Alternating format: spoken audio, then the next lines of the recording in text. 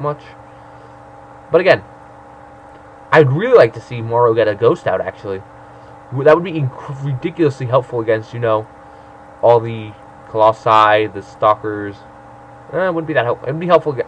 Ghosts are useful against all Protoss units, basically. Nice force field blocking off the escape and blocking off some of the units from attacking. There's the Colossus! He doesn't have the thermal lance upgrade yet. Doesn't even appear to be researching it, which is bad. You should always get thermal lance upgrade. It's that awesome. Anyway, the Colossi backs off. Oh, beautiful dropship play. You know, bringing the units forward so they can get the Colossus. And, you know, there goes the Colossus. Bye-bye, Colossus. Okay, Mortal's taken out. I love this dropship play. Absolutely beautiful.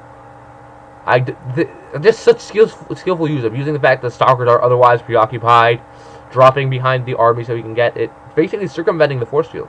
That was really nice. I really like that. Kudos to Morrow for you doing that.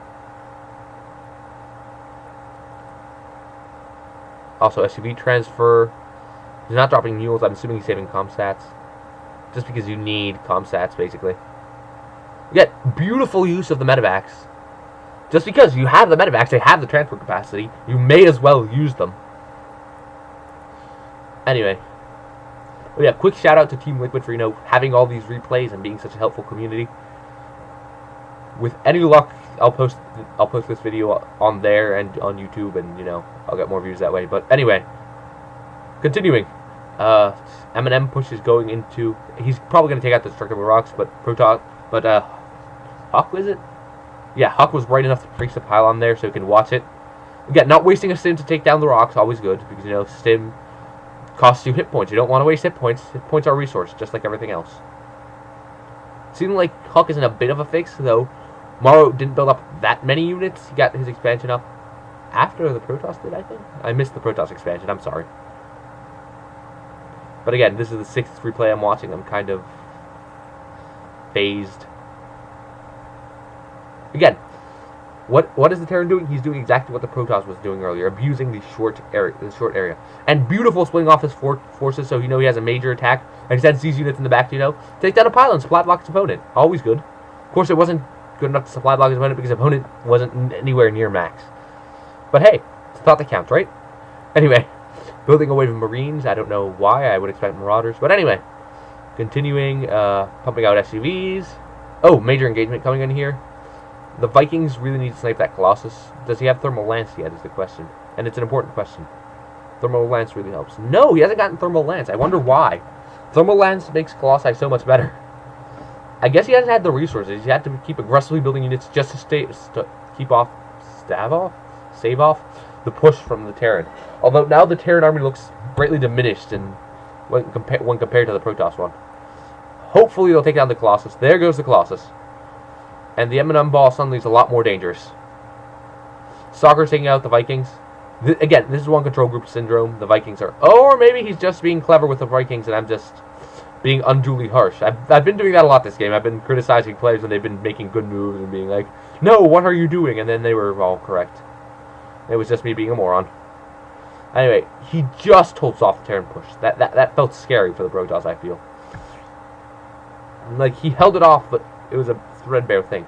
Honestly, I'd like to see more expanding. Maybe it's all the Korean games I've been watching, but the Koreans love to aggressively expand. I'd like to see a lot more of that with these European players. Actually, these are American, never mind. Well, Huk is a pretty well-known European face. I feel like the Protoss has the upper hand at the moment because he just has more units and the Terrans doesn't. But the Terran's expanding. If he can secure this expansion and hold on to it, he will definitely have the advantage, especially because it's a gold expansion, and gold helps so much. Again, if the Protoss were to push out right now, I don't know who would win. Again, this feels kind of scary for the Terran, I feel. Again, he has the Selmarwa Tower, though. He's watching this coming. He knows what's going on. Vikings, again, not that many Terran units. What are you doing engaging? No, bad, don't engage. You'll lose, and then the game will be over, and that will be disappointing and sad. Anyway, continuing to expand the gold. It'll take him a while because, you know, it takes a while. Anyway, Morrow's awesome control of the Zelnaga towers. It looks like, what's his name? Huk is finally getting speed for the Zealots, which really, really, really helps against bio balls. Like, two things you need against bio balls are leg speed and storm. Storm or Colossi. And storm, as I'm saying it.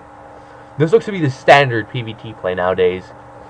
Bio versus Gateway with Storm.